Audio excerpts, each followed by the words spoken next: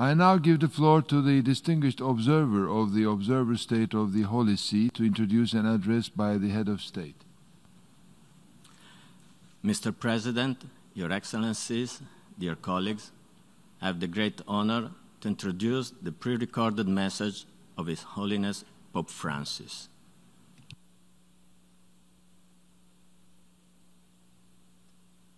Señor Presidente. President, peace be with you all.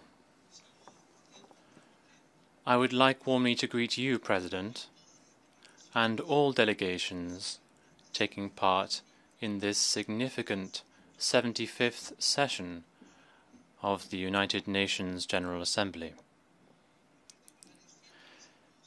In particular, I would like to greet the Secretary-General, Mr. Antonio Guterres, and heads of state and government participating, and all of those following this general debate. The 75th anniversary of the United Nations represents an opportunity to reiterate the Holy See's desire for this organization to be a genuine sign and instrument of unity between states and at the service of the entire human family. Our world is currently affected by the COVID-19 pandemic. This has led to the loss of many lives. This crisis is changing our way of life, calling into question our economic, health, and social systems, and exposing our fragility as creatures. The pandemic indeed calls upon us to take this testing time as a time for choosing, the time to choose between what really counts, what really matters, and what doesn't matter so much, to separate what is necessary from what is unnecessary. It may represent a genuine opportunity for transformation, for us to rethink our lifestyles and our economic and social systems, which are only widening the gap between the rich and the poor, as a result of an unjust distribution of resources. But it can also be a possibility for withdrawal, which would be characterized by individualistic characteristics. We are therefore facing the choice between two different paths. One leads to enhancing multilateralism, the expression of renewed global shared responsibility and solidarity based on justice and achieving peace and unity for the human family, which is God's project for the world. The other option gives priority to self-sufficiency, to nationalism, protectionism, individualism, and isolation. This option excludes the poorest, the most vulnerable, those living on the periphery. And this would certainly be harmful for the entire community. It would harm us all. This, therefore, must not prevail. The pandemic has shone a crude light on the urgent need to promote public health and to realize everyone's right to basic health care. I therefore renew my appeal to political stakeholders and to the private sector for them to take the necessary measures to guarantee access to vaccines against COVID-19 and access to essential technologies which are needed to care for the sick. If anyone is to be given priority, let it be the poorest, the most vulnerable, those who so often are discriminated against because they do not have any power or economic resources. The current crisis has also shown us that solidarity cannot be an empty promise. It also shows us the importance of avoiding the temptation to exceed our natural limits.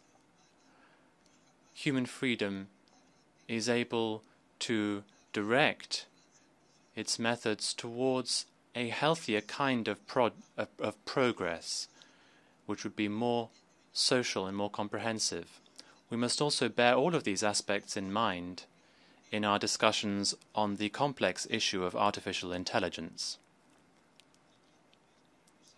Bearing this in mind, I'm also reflecting on the effects on work, the labour market that has been destabilized by increasing uncertainty and increasing levels of automation.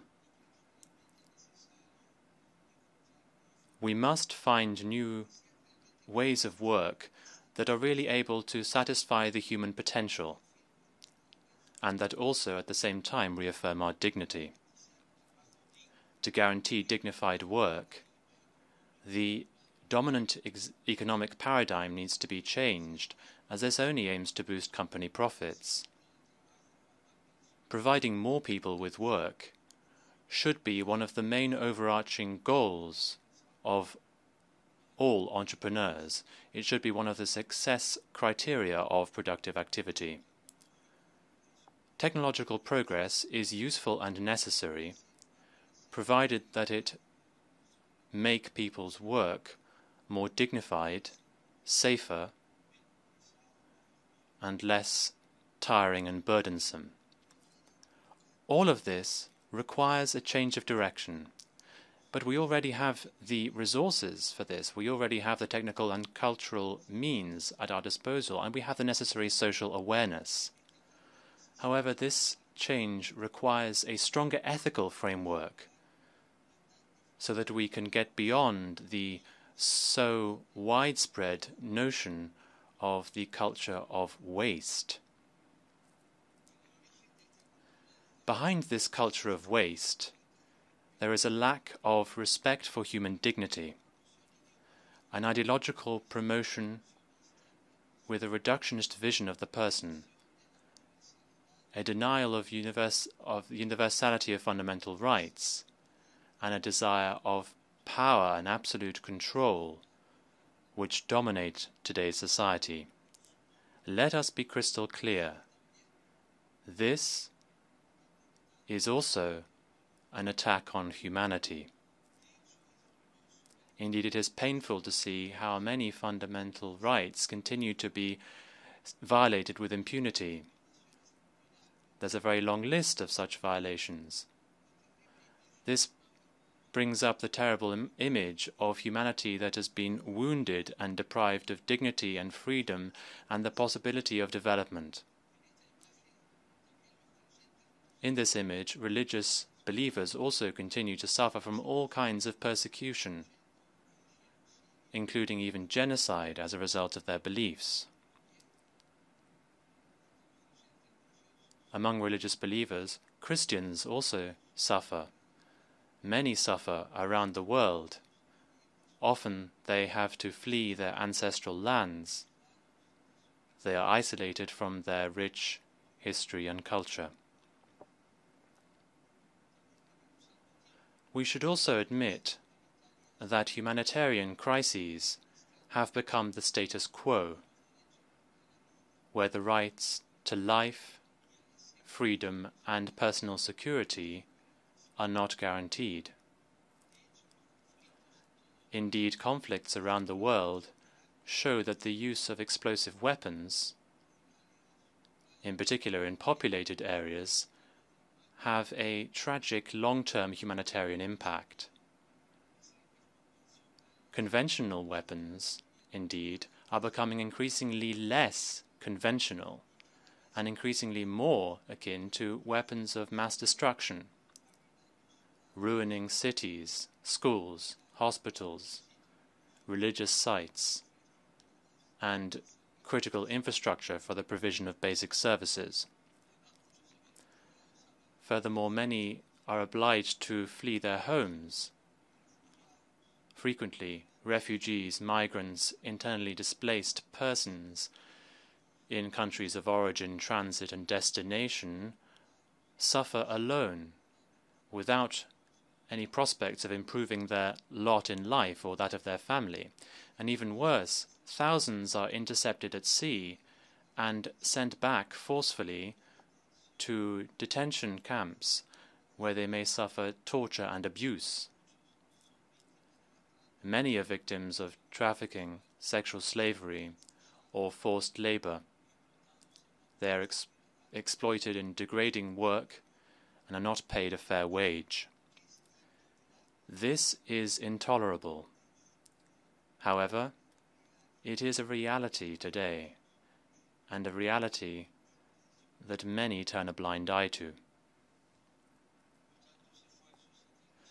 The many significant international efforts that have been made to respond to this crisis begin with a great promise, and this includes the two major global compacts on refugees and for migration. However, many lack the necessary political support to be successful.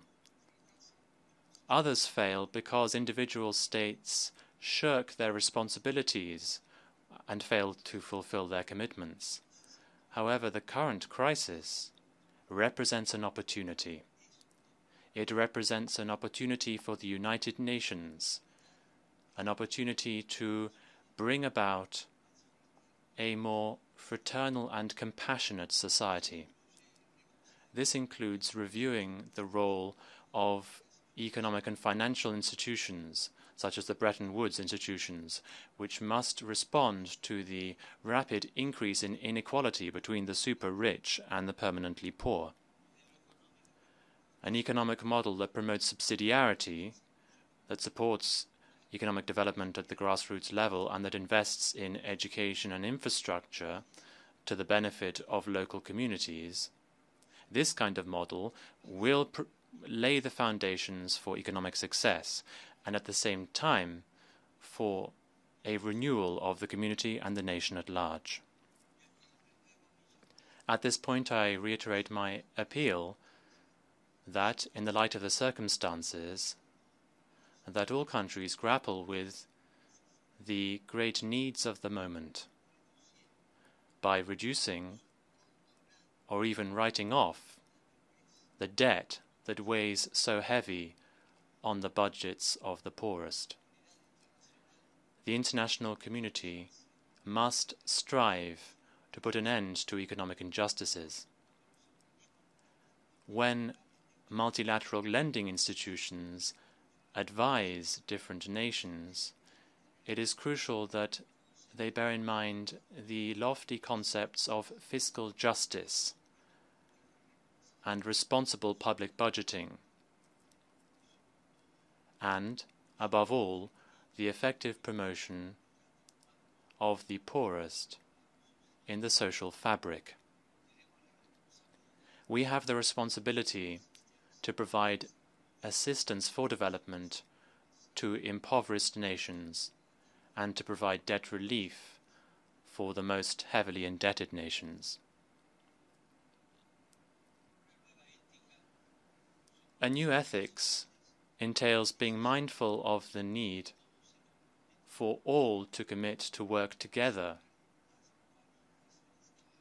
to close tax havens, to avoid tax evasion and money laundering that deprive society, and also to highlight the importance of upholding justice and the common good over the interests of companies and the most powerful multinationals. This is the appropriate time to renew the international financial architecture. President, I remember when I was able to address the General Assembly 5 years ago at its 70th anniversary. My visit took place at a time when multilateralism was really dynamic. It was a promising time, full of hope. This was immediately prior to the adoption of the 2030 Agenda. Some months after that, the Paris Agreement on climate change was also adopted. However, we must be honest and admit that while some progress has been achieved, the international community has not truly been able to fulfill most of its promises from 5 years ago, and this leads me to reiterate that we must avoid every temptation to fall into a declarationist nominalism, which would only assuage our consciences. We must ensure that our institutions are genuinely effective when it comes to combating all of these scourges. I'm also thinking about the dangerous situation in the Amazon and the indigenous peoples who live there. This reminds us that the environmental crisis is intimately linked to a social crisis, and that caring for the environment requires a comprehensive approach to deal with poverty and to combat exclusion. It is certainly a positive step that there is a heightened sense of awareness and desire for action. We must not burden future generations with the problems of previous generations. We must seriously ask ourselves if we have the necessary political will to mitigate the negative effects of climate change. And we must also ask ourselves whether we have the desire to help the poorest and most vulnerable as they bear the brunt of this phenomenon. The Holy See will continue to play its role. As a concrete sign of caring for our common home, I recently ratified the Kigali Amendment to the Montreal Protocol. President, we must also note the devastating consequences of the COVID-19 crisis on children, including migrants and unaccompanied refugees. The violence against children, including the terrible scourge of child abuse and child pornography, have also dramatically increased. In addition, thousands of children are not able to go back to school. In many parts of the world, this situation threatens to lead to an increase in child labor, as well as exploitation, mistreatment, and malnutrition. Unfortunately, international institutions and nations are also promoting abortion as one of the so-called essential services in the humanitarian response.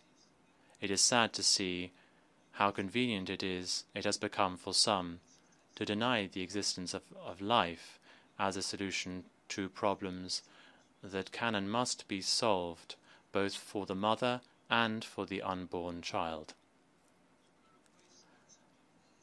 I therefore call on authorities to care particularly for children, for those who are denied their rights and fundamental dignity, in particular their right to life and education.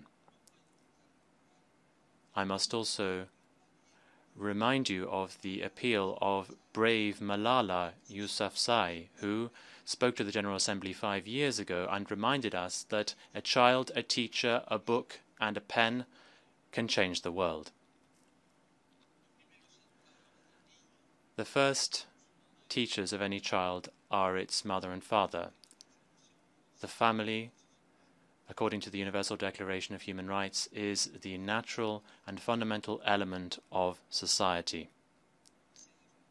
All too frequently, families are victims of ideological colonialisms, which make the family vulnerable and very often ends up harming those most defenseless and leads to a feeling of rootlessness and orphanhood. The disintegration of the family is then echoed in social fragmentation, which prevents compromise to grapple with common enemies. It is time that we reevaluate and commit once again to attain our goals. And one of these goals is the promotion of women. This year marks the 25th anniversary of the Beijing Conference on Women.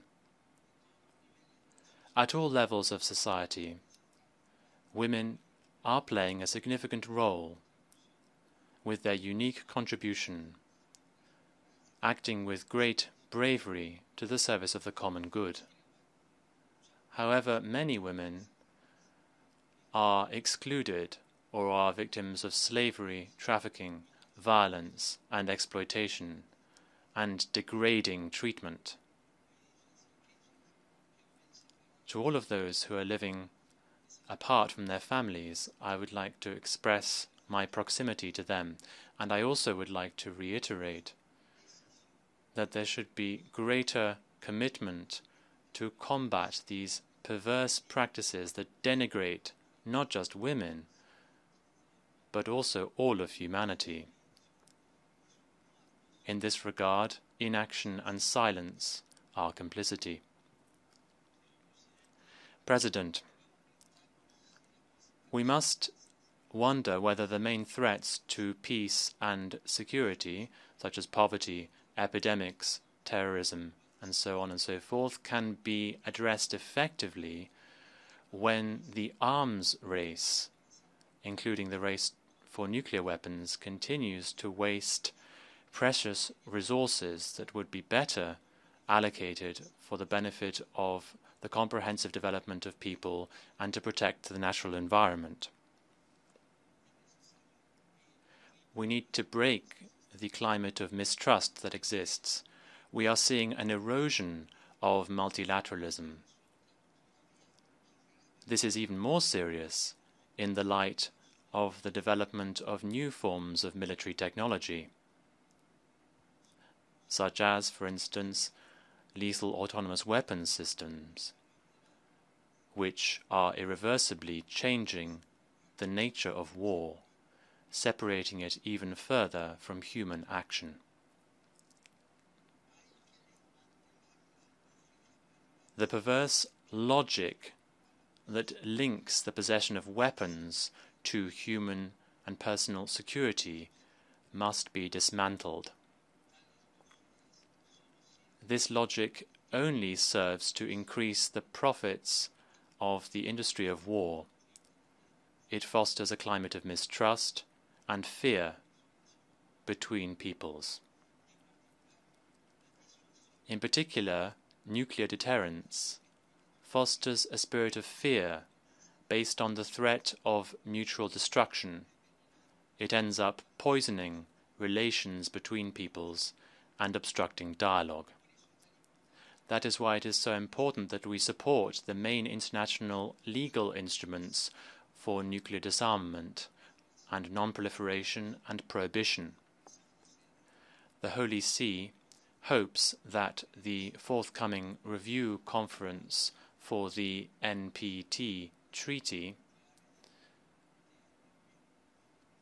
will lead to concrete measures being taken in line with our common intention to see the end of the arms race, the nuclear arms race, as soon as possible. We do hope that effective measures will be taken towards achieving nuclear disarmament. In addition, our world, riven by conflict, needs the United Nations to become a more effective workshop for peace. This requires members of the Security Council, in particular the P5, to act with greater unity and determination. In this regard, the recent adoption of the global ceasefire during this crisis is a very noble endeavour. It requires the good faith of all if it is to be continually implemented. I also reiterate the importance of reducing international sanctions. as they make it harder for states to provide appropriate support to their peoples. President,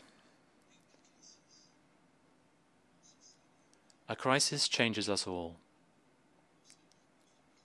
either for the better or for the worse. That is why, at this critical juncture, our duty is to rethink the future of our common home and our common project. This is a complex task that requires honesty and consistency in dialogue, so that we enhance multilateralism and cooperation between states.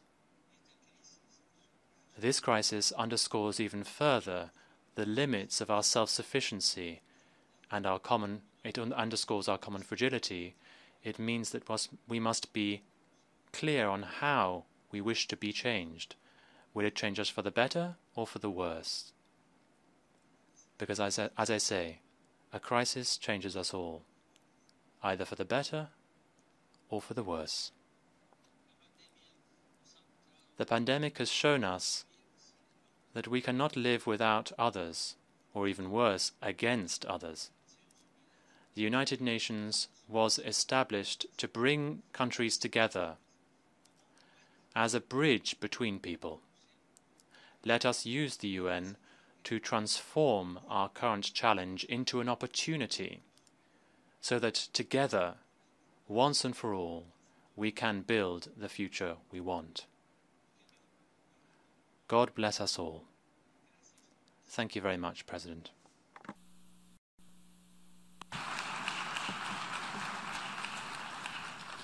On behalf of the General Assembly, I wish to thank His Holiness Pope Francis of the Holy See for the statement just made. I now give the floor to the distinguished observer of the Observer State of Palestine to introduce an address by the Head of State.